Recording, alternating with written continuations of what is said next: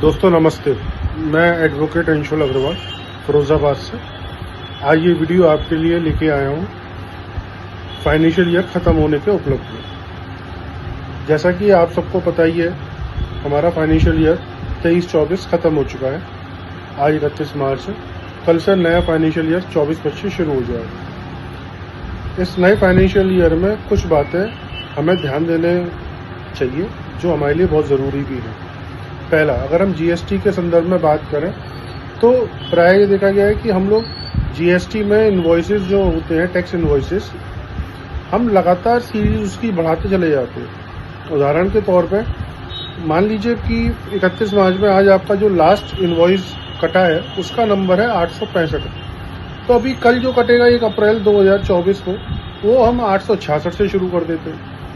अब ये बड़ा कभी कभी गलत हो जाता है, क्योंकि मान लीजिए कोई इंक्वायरी आई तो उसमें आया कि भाई आपका इनवॉइस कब से शुरू हो रहा है, अप्रैल में, तो वो शुरुआती हुई 866। अब अधिकारी जो है चौंक जाते हैं ये वाली बात सुन के कि 866 शुरू हुआ अप्रैल से, ये कैसे संभव है। तो वो फिर आपसे कहते हैं कि भाई 865 क्या हुआ। आप कहते थे वो तो हमारा 31 मार्च को था। बोले दिखाइए, वेरीफाई कराइए।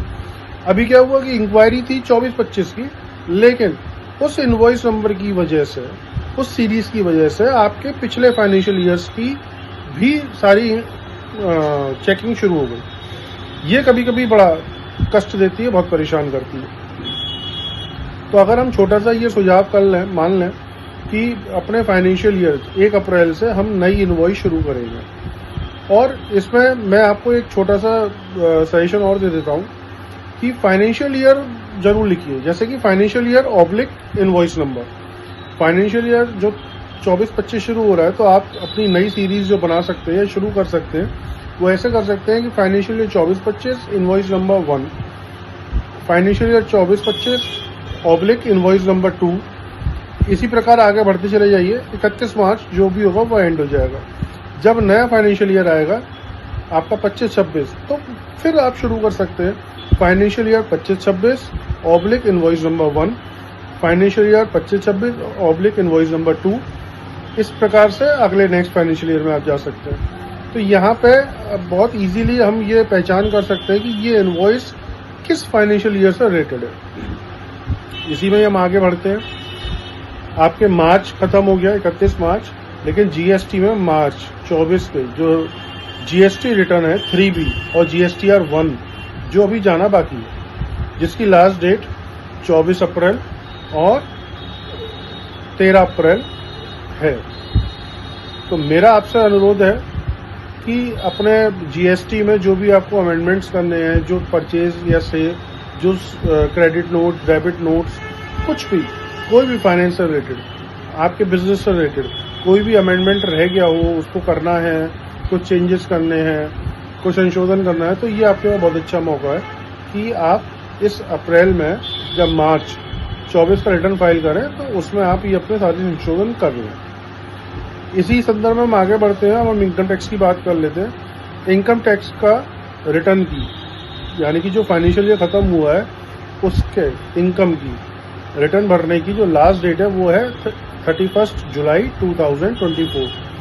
ये लास्ट डेट नॉन ऑडिट वालों के लिए है। उन्हीं के ही संदर्भ में हम बात कर रहे हैं जो सर्विस कर रहे हैं या जिनकी फॉर्म्स ऑडिट नहीं होती हैं। तो आपके लिए ये है कि कुछ बातें आप भी अपना तैयारी करके रख सकते हैं।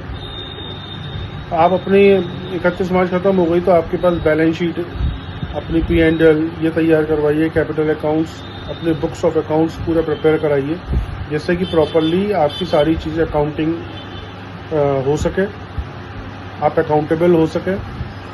उसके बाद आपने जो भी इन्वेस्टमेंट किया है, अगर आप पुराने ओल्ड रिजिम में हैं तो 80C में जो भी आपने इन्वेस्टमेंट किया हो, चाहे वो PPF में हो, LIC की प्रीमियम हो, अगर आपका हाउस लोन है तो हाउस इंटरेस्ट हो, हाउस रीपेमेंट हो प्रिंसिपल अमाउंट का, तो ये सब आपको प्रॉपर रिकॉर्ड्स आपको निकालने पड़ेंगे।